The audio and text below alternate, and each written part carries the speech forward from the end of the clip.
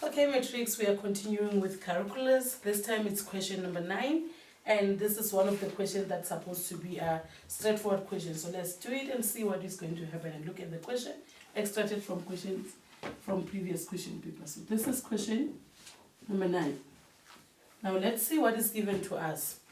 They're given us an equation f of x equals x cubed minus x squared minus x plus 1.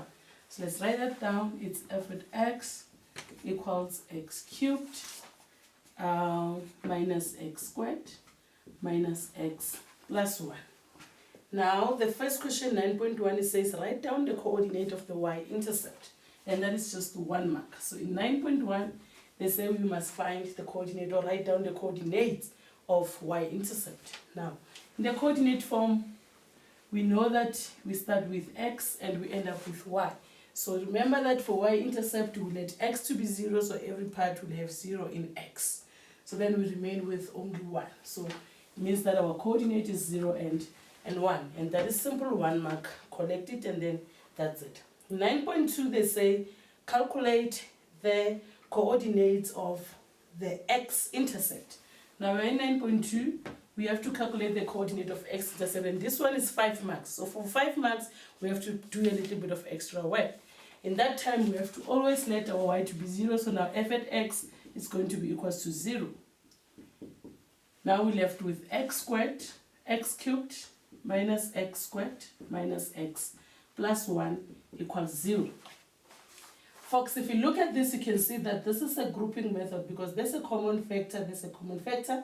Even this one can produce what we have. So let's see, if we take out the common factor of x squared there, we remain with x minus 1.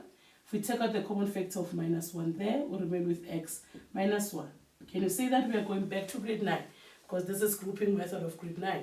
So then we take out the common factor again of x minus 1. We remain with x squared minus 1 equals 0. These can be factorized simply using the difference of 2 squared method. Factorizing this, will have x minus 1 and x plus 2. Remember to drag your x minus 1 with, and now there is your factors. We are looking for x-intercept, so it means that we have x equals 1 or x equals 1 or x equals minus 1. So those are our x-intercept, but they said it must be in the coordinates form. At the end of the day, you must put your answer in coordinate form. So this is going to be 1 and 0. Watch out, we have 2 ones. So this means the same thing. You can write the 2 of them. 1 is enough, and the other one will be the one for negative 1 and 0.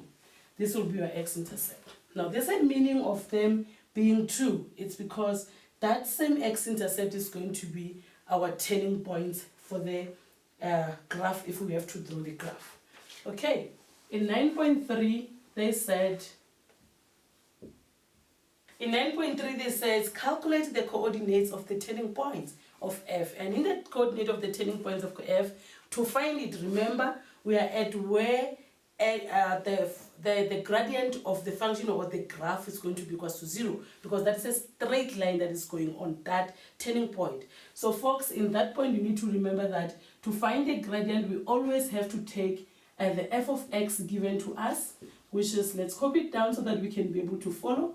It is in this format. Remember, it was there 9.1. So we need to find a gradient. How do we find a gradient? Then we have to do the first derivative. Now, first derivative of x, it's going to be equals to 3x squared minus 2x minus 1. That is our equation in terms of the first derivative. But we are looking for the coordinates of the turning point. It means we have to equate this to 0 and then solve for x. So we'll have 3x squared minus 2x minus 1 equals 0. And we need to check if this is factorizable or not. If it's factorizable, we factorize. If it's not, we use a formula. So in this case, we can factorize. So we'll have 3x there, and we have another x, so that when we multiply the 2, we get our 3x squared. And we need to have the 2 numbers that when we multiply them together, they'll give us a negative 1. So we put the 1 there and the 1 there. Now, to decide the middle sign, we look at what is in the middle to sign of the equation. So this is going to be minus and that's positive.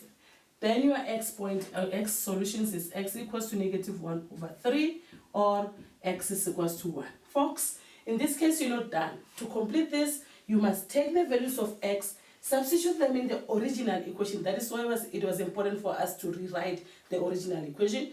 Then in that way, you find the coordinate part of y. So let's do that. Start with this one. Use a different pen. So if we use this, what we are going to have there is f of -1/3 equals -1/3 cubed minus -1/3 squared minus -1/3 plus 1. You can quickly punch this in the calculator and they'll actually give you a solution. And the calculator, remember we use the calculator that we are all used to. Normally the friendly calculator is this one, so we can use it because it's much user friendly. It gives you the solution as it is, summarize and solve your life. So let's do that. This is our calculator therefore. So let's use the calculator together. We are going to use the bracket and then go to the button of a fraction and put the value as it is, -1 divided by 3. And then we have, quickly to that, it's -1/3 squared. Remember, we are putting this in the original equation. We cannot put it on the one that is derived because it doesn't give us the solution that is correct. Okay, folks? So you must always take it back to your original equation. Then when we do that, we get our solution to be 32 divided by 27. So now this is 32 divided by 27. 32 divided by 27. What does this mean? It means that whenever we have x to be -1/3, our y is going to be 32 divided by 27. Okay.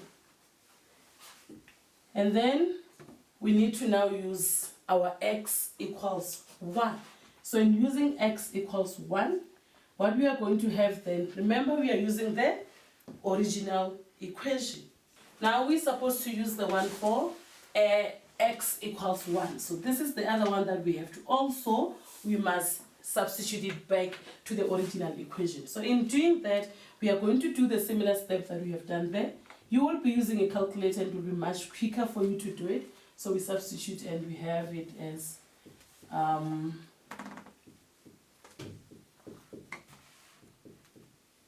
okay, this will quickly give us 0. If you remember very well, this 0 is tracing back to this one that I've talked about in question 9.2. So if you have got this one right, there's no need really for you to do this. You can actually, we need to use the one for x equals to 1, similarly to the one that we just have written here.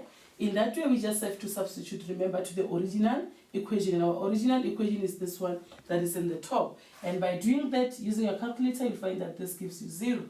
And now the coordinate will be 1 and 0. This is tracing back to your 9.2, where you had 2 of the x-intercept, meaning that it is a turning point at that point. And this is proving that particular thing. So they said to you, find the coordinates of the turning point. This is one of your coordinates, and this is the other one of the coordinates. And that will be 6 marks. Can you see that is a very simple and straightforward 6 marks? You guys can collect that and move on.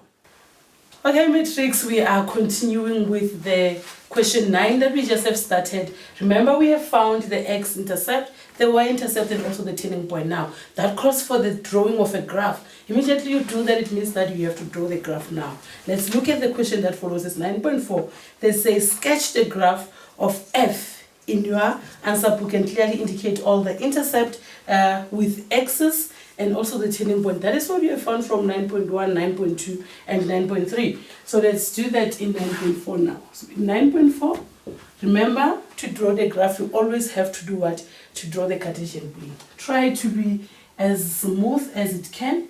It does not have to be as perfect as the artist can do. So yours will be the one for the mathematicians. Remember? So this is the Cartesian plane. In the Cartesian plane, remember now we are looking for the intercept for both x and y, and also your turning point. Your y-intercept was in question 9.1, it was 1. So let's say this is where your 1 is. And your x-intercept, there are 2.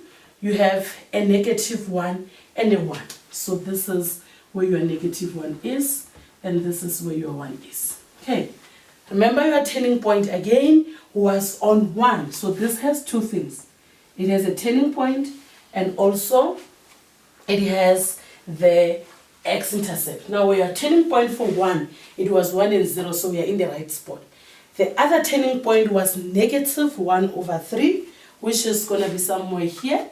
And the other one was 32 divided by 27. That is your y point. So it is a little bit above 1 because it is above 1,19. So this is your other turning point. Now, remember your value of A is positive. So it means you'll start being sad and then you go happy. So that is the shape of your graph. So this is your sad part of the shape. And then you go sad. And then you go happy. So this is your shape. Can you see this is smooth and also nice? So your curve is there. You're just going to come in and show that this is my 1 and 0 because it's your turning point. And the other one is your -1/3 and the 32 divided by 27. And that is very simple. You get your 3 marks. By now you already have more than ±20 marks. So you see how smooth this can be. It is doable, simple, and straightforward. Now, the last question, it is asking you to do what? To write down the values of x for which the first derivative of x is less than 0. So your first derivative, remember you found it somewhere. So that is your 9.5. Your first derivative must be we said less than 0. Remember, first derivative is a parabola. In it, you already have found your x-intercept for the turning points, which was -1/3 and also 1. So in doing that, you can represent that in terms of inequality. In an inequality, we represent this using a graph of a parabola. So you have your -1/3 and you have a 1. That is positive. It's a smiley shape. So this is where we are talking about. So this is actually the graph that is represented through your turning point. It is just the smiley shape on that particular one. And the less than means below the line y equals 0. Folks, you need to remember that x-axis is the line that y is always equals to 0. So in this case, it means you're supposed to represent it below that line. So your solution is just there. Meaning that the answer will be x is greater than -1 divided by 3 and also less than 1. That's how we read it. But if you want to write it properly, you can say -1 divided by 3 less x less 1. And in this case, you have your 2 marks. Can you see how simple these questions can be? And this is how you could have got plus or minus 17 marks of this question. Simple, straightforward, and it is very accommodative to everyone. Okay, that is the end of question 9, and thank you.